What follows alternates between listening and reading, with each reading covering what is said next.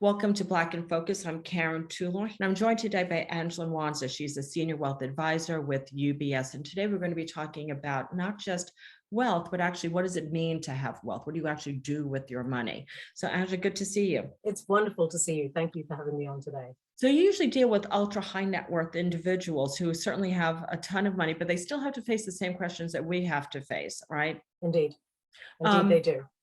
So before we talk about wealth, I just want to kind of set the stage on the economy basics like inflation. I think in November, inflation surged to 6.8%. That's the fastest gain in 40 years. What is UBS's take on inflation? And you can't talk about inflation without mentioning the Fed and interest rates. Very true. And actually, given where we are today, you can't mention either of them without mentioning the pandemic and Omicron. We're seeing jitters in the markets these past couple of days, literally, because there's a concern that should we be worried that Omicron is going to have an impact on our economic outlook for 2022? And ultimately, our view is, and it ties into the inflation question as well, our view is it actually will not. And the reason for that is, one, we have adapted. We've adapted to this new world order. My mother can go on Zoom. She can hit mute and unmute herself. Unfortunately, she doesn't wear her hearing aids, so it doesn't help, but that's a different issue. But we have adapted. Secondly, we're mostly vaccinated. A lot of us have boosters. So our view of the pandemic is not so much driven by fear. It's really, we've gotten to a place where we're thinking about how do we live with this, very similar to flu season. How do we live with the idea of it might be Omicron today, but it could be a different variant tomorrow. And thirdly, even though today, this morning, I think we saw some very stringent lockdowns in Europe, particularly around the Netherlands, most governments seem to be taking an approach that is trying desperately to keep businesses open, to keep people living their lives to a certain degree as normally as they possibly can, obviously with some restrictions, but not these total lockdowns. And so all of that is supportive of growth. And what we saw last week from the Fed was basically supporting that. One, needing to do something around price stability. And secondly, feeling that from an employment standpoint, we're in a good place. Corporate earnings are good. And so he basically was announcing that he is going to accelerate the taper of the bond purchase program from the Federal Reserve. What that means is we're going to be standing on our own footing. It's almost like he's taking the crutches away slowly but surely, opening up the way that for the Federal Reserve to potentially raise interest rates. And if you're a dot plot watcher, it seems that the dot plot was predicting a 3-rate hike for 2022. Our view is really we're going to have to wait and see. We're going to have to wait and see what happens. Potentially, we won't have a hike until 2023. However, we're going to be watching inflation. But going into 2022, I think we're going to see very similar to the third quarter of 2021, a high growth environment, a high inflation environment that's going to slow down going into the second half of 2022, where we'll see lower inflation and we'll also see a lower growth environment. And what about supply chain? That's been another big thing that people really been talking about. If they can get things, they're at a higher price, but they can't get some things, right? Even used cars are in short supply. UBS has a kind of point of view on this, that we're going to see a shift from goods to services. Can you explain how that might loosen things up in the economy? Very true. Well, the pandemic 2020 was so unprecedented. I feel it was unprecedented in the use of the word unprecedented. But what was so unprecedented was that we saw such incredible increases in demand for goods. People were buying computers, video games, and that was, I think, people's demand went up about 75% from the norm.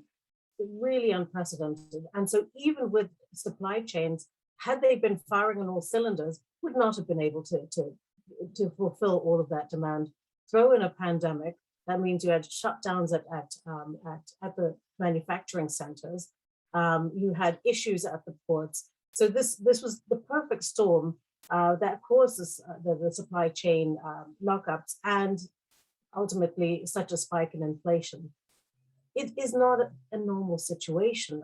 Under normal circumstances, we should see a normalization in pricing. And to some degree, the pricing is looking worse than it would be because there is a bit of a base effect. Prices came down substantially because of the pandemic and then peaked following the supply chain issues.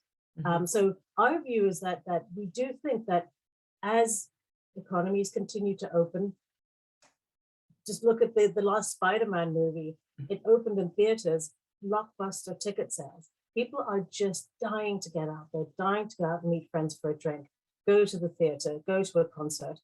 So you're definitely seeing the shift in behavior. I believe December, the numbers are going to be a little bit softer because there's the holiday effect going on. I don't necessarily want to go out because if I test positive, It's it going to means that I'm going to go on the holidays. Yeah. So I think the data is going to be not that indicative for December, but as we go into the first quarter, I think we're going to see a pickup again.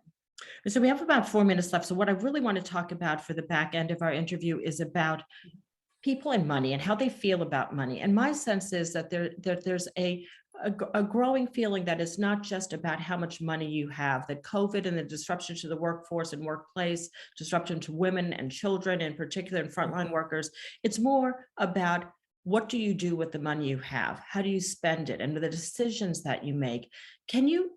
Am I matching that, or is that something that's important? I think it's something you see in your wealthiest clients. Why does that matter? It matters on so many levels, Karen. I think first and foremost, if you look at, I don't know if I've ever told you about my analogy about the river families and the lake families, but with the lake families, it's really a mindset of consumption. And they sit around the lake, and as they become more and more family members, the wealth dissipates. They're consuming the water and the fish, and ultimately shirt sleeves to shirt sleeves in 3 generations. The river folks, they view wealth more as something that requires stewardship. There's a sense of entrepreneurship and this intergenerational culture of entrepreneurship that we are here to watch this wealth so that it can go on to do good things for society in the future. And that's the river people. And ultimately, the wealth with the river folk tends to sustain more generations. And the big difference there is looking at the intentionality around thinking about who should be in control of the assets. How do you career path the next generation? How do you build a strong, powerful culture around family values? And that gets infused into the capital and how you deploy it, how you invest it. And lastly, the clear, concise, constant communication around all of those things. And is this something that regular people can do? Do you have to be uber wealthy? Or is that something that I can say, okay, with my family, I earn X amount. Going forward, we're going to try to frequent smaller business. We're going to try to do this. We're going to try to save. We're going to try to do something where one person gets a little stretch money every now and then. Is it something that regular people can do?